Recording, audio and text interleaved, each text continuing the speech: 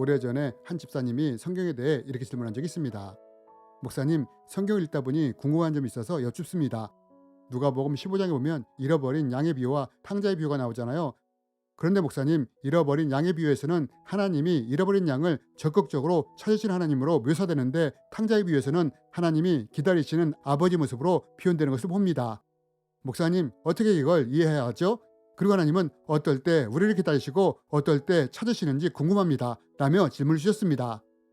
여러분, 누가복음에 보면 잃어버린 양의 비유와 탕자의 비유가 나옵니다. 그런데 집사님 말씀처럼 이 두 비유에는 분명한 차이가 있습니다. 잃어버린 양의 비유에서는 목자가 잃어버린 양을 적극적으로 찾는 모습으로 묘사되는 반면, 탕자의 비유에서는 아버지가 집 나간 아들을 기다리는 모습으로 묘사된다는 것입니다. 즉, 이 비유들에 나오는 목자나 아버지가 다 하나님을 상징하는데, 한 비유에서는 하나님이 적극적으로 찾으신 하나님으로, 다른 비유에서는 기다리시는 하나님으로 표현된 것입니다. 여러분, 우리는 이렇게 두 비유를 통해 차이점을 찾을 수 있는데, 그렇다면 여러분, 우리가 이 두 비유를 통해 무엇을 배울 수 있을까요? 이제부터 이에 대해 함께 나누기 원합니다. 여러분, 저는 몇 년 전에 신앙 상담을 하면서 이런 말을 들은 적이 있습니다. 한 집사님이 자기가 경험한 것이 이해가 되지 않아 신앙 상담을 요청한 것입니다. 이분은 이렇게 말했습니다. 목사님, 제 가족 중에 믿지 않는 자녀가 있습니다. 그래서 자녀의 구원을 위해 열심히 기도했지만 수년이 지난 지금도 아무런 변화가 없습니다. 하지만 제가 아는 집사님이 자기 자신의 자녀의 문제를 놓고 기도했을 때는 얼마 안 가서 이것이 해결되는 것을 보았습니다.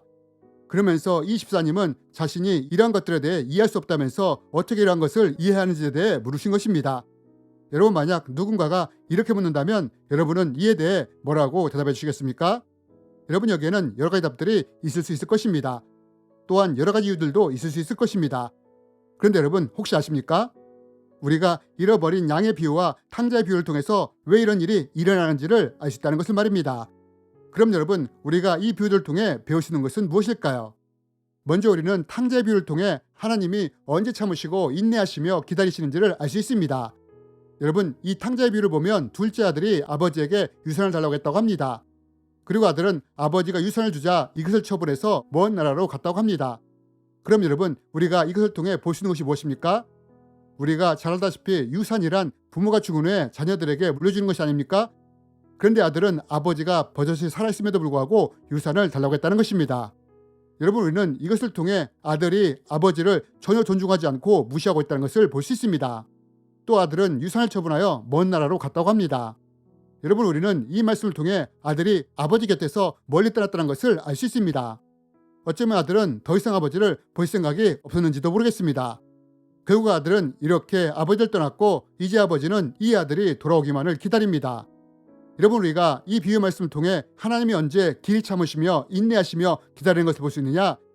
그것은 어떤 사람이 복음을 받아들이지 않고 하나님을 믿지 않을 때, 혹은 하나님을 거부할 때, 무시할 때, 하나님은 이런 사람들을 보시면서 길이 참으시며 인내하시며 기다리신다는 것입니다. 여러분, 성경도 이렇게 말하고 있지 않습니까?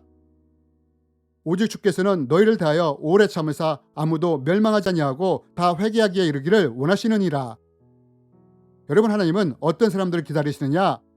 우리가 하나님을 믿지 않을 때, 인정하지 않을 때, 거부할 때, 하나님은 이런 우리가 마음을 돌이켜 돌아올 때까지 길이 참으시며 인내하시며 기다리신다는 것입니다.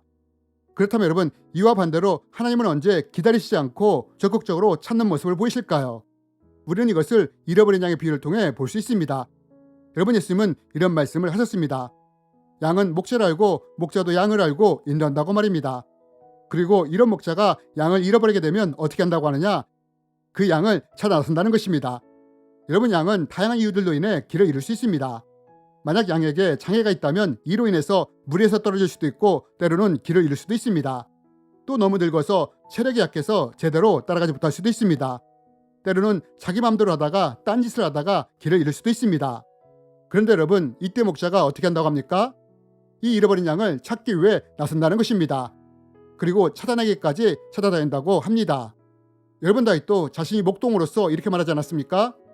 곰이 와서 양떼 가운데 새끼를 물어가면 자신이 쫓아가 그 곰을 잡아 그 입에서라도 새끼를 건져낸다고 말입니다. 여러분, 다윗은 양이 길을 잃으면 찾을 뿐만 아니라 곰이 새끼라도 물어가면 그 입에서 새끼를 구해낸다고 말하지 않습니까?